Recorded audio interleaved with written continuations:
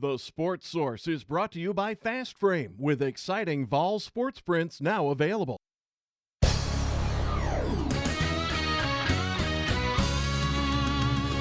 You are watching East Tennessee's first and only year-round sports talk show on television. This is The Sports Source with your host, John Pennington. Good Sunday morning and welcome into The Sports Source. Tennessee out scrimmages Western Carolina 55-10 yesterday. They played a lot of different people. We'll talk about that a little bit, but most of our focus today is going to be on big picture stuff for Tennessee, specifically Florida next week. How big is that game, and are we just looking at another game like last year where it's going to be two offenses that can't move the ball?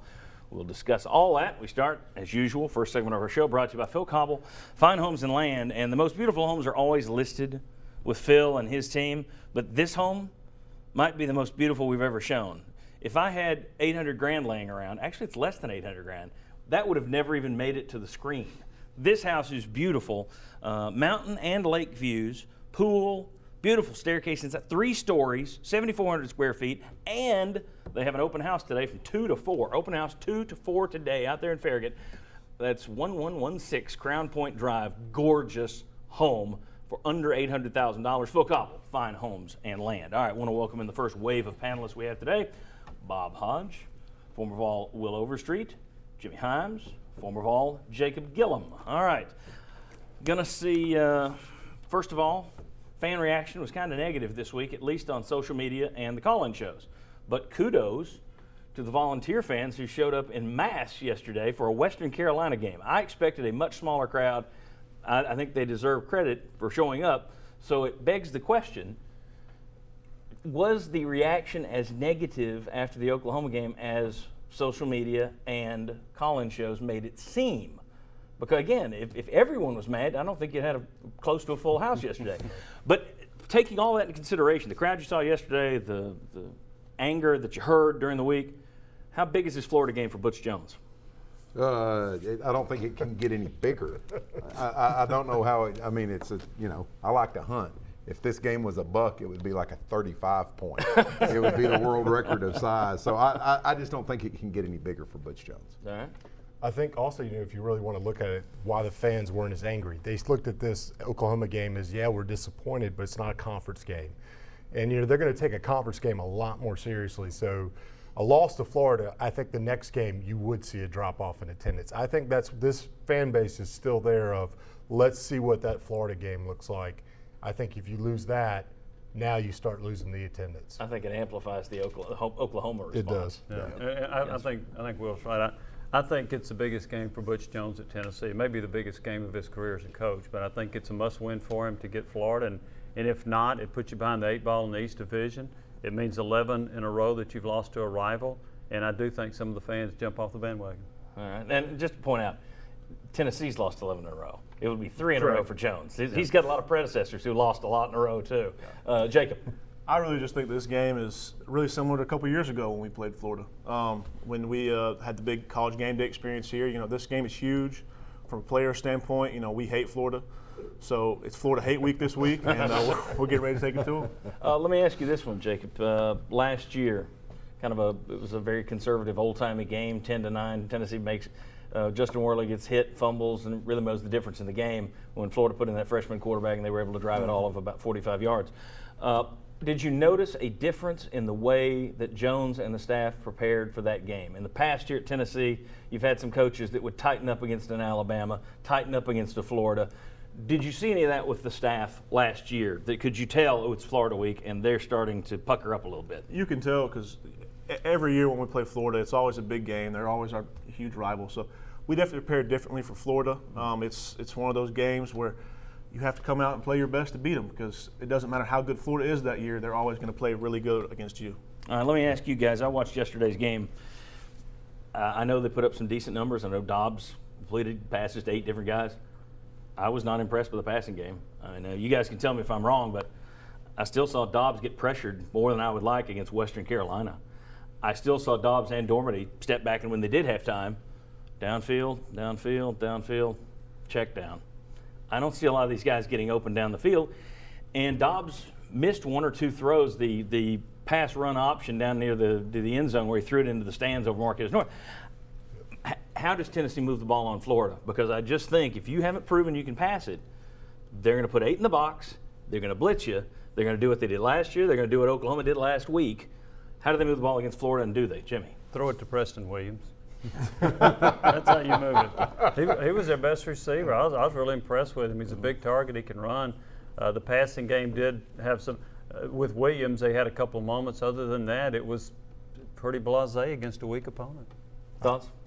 I agree with you. I mean, he's the only guy that's getting downfield right now that the both quarterbacks think they can throw to because he's open, or at least is going to go get it. I mean, that kind of shows you the other receivers were in there, but both quarterbacks, when they threw their longest pass, who are they going to? Only one guy. And Williams made a very nice catch on the deep ball from Dormady. He wisely broke off his route and ran in the direction of his quarterback on the second touchdown. And then on the first one from Dobbs, he went up and made a nice spinning play for the football. He looked fantastic yesterday, I thought, and I haven't seen that from the other receivers, any of them.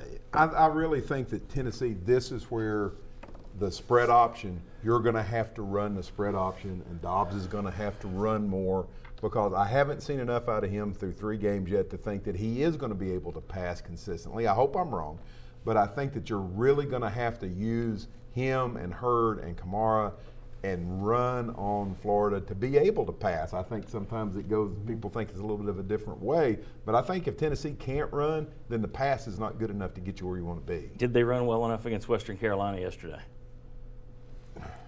Considering the talent on the other side of the ball, I think yes. But I mean, Florida obviously was a different front 7. They're going to be much stronger, and it'll be a lot harder for us to run between the tackles because they will stack the box. Yeah. Well, I mean, and I think it answers the question: does running the spread, the spread with a running quarterback, make your offensive line that much better? Because everybody said, well, when they brought in Dobbs, you get better because he runs, and Worley didn't. Okay, we find out, I think, next week if that's really the case. Yeah. I think it does get better, but I don't know if it gets, what's our word? Appreciably better. I don't know. That's a big word. Yeah. So you got something thrown on that No, one? I was just going to say, I agree with Bob on this. Tennessee has to run the true zone read and run the option, and the quarterback's going to have to keep it. I didn't think Dobbs made great decisions against Oklahoma. There were a couple of times when I thought he could have pitched it or kept it, whatever. He's going to have to be on point with his decision making, but Tennessee's going to have to run the true zone read, and if that means Dobbs carrying it 15 times, then he's going to need to carry it 15 times. Let me quickly show you something. A lot of people have been eating up this defense because they've not looked spectacular numbers-wise, but look who they've been going against. You have to pay attention to these guys. Baker Mayfield yesterday for Oklahoma, you see his day, 487 yards passing, 85 yards rushing. That was the best day for any player in the history of Oklahoma football. Matt Johnson from Bowling Green, he continues to throw for 400 yards a week and run for 40 and throw 4 touchdowns against no interceptions. You see their ratings, both of them. Now, granted, you should be better off than they were against Akron or Tulsa, but UT was appreciably better. And then Johnson, same thing. And even without Martinez there, which I think really snake bit them, you've got them looking better. So I think defense, to me, still isn't your big issue. I could see them, especially Florida's offense doesn't wow me either. I think we're looking at a repeat of last year's game, 10-9 or 14-13. What's your take? Do you think that's ballpark, or do you see one of these teams moving the ball on the other one? No, I think you're ballpark. I don't know what the over-under is. I'd take the under. Chuck? I don't know what it is. How many yards did Florida get against Kentucky? It's less than 250. Less than 250. It was balanced. 120 and 125. Yeah. But I just don't think their offense is that good. All right, let me put up something before we get to this last one. Nightmare fuel. There they are, read them and weep. Those are the last 10 losses by Tennessee to Florida. You've seen it when Florida's good. You've seen it when Florida wasn't that good. You've seen it when Tennessee was good. You've seen it when Tennessee hasn't been that good. 2 losses for Jones, 3 losses for Dooley, 1 for Kiffin, who knew enough to get away before he started piling up the Florida losses. And then for the first 4 of those were under Philip Fulmer. A couple of blowouts in there. So good, bad, home, away. Florida has consistently put it to Tennessee. So very quickly, why am I to believe that this week will be different in 10 seconds or less? I'll go with the fact that it is a different coaching staff and a different group of players. It's not the same bunch that was there in 2005. Okay, and they've been saying that for 9 years. Kidding. For the first time, you have the quarterback that you want to run this kind of offense against Florida. I think last year you didn't have the guy to really run that. So this year, what Butch Jones was brought in and his offense was brought in. Now you've got the player that's supposed to run it. Let's see what it does. 10 against the seconds, why it's SEC different. team. We heard that Tennessee would have beaten Florida with Dobbs at quarterback last year. Let's see if he can do it this year. Jacob, 10 seconds. This whole game's on the offense, and this offense is based on misdirection, so it'll see how well we can run that system. Very good. Guys, I appreciate it. When we come back, first let me tell you this. Go ahead and tweet us. You see right there's my Twitter connection. Tweet us your questions, and later in today's show, we'll ask our panel of VFLs to answer some of your best questions. We'll answer all of them in our overtime segment later on. When we come back, what's the bigger issue for Tennessee, Majit's absence or linebacker depth? What's the bigger issue? Is it the offensive line or the receivers? We'll discuss. Come on back on the Sports Source.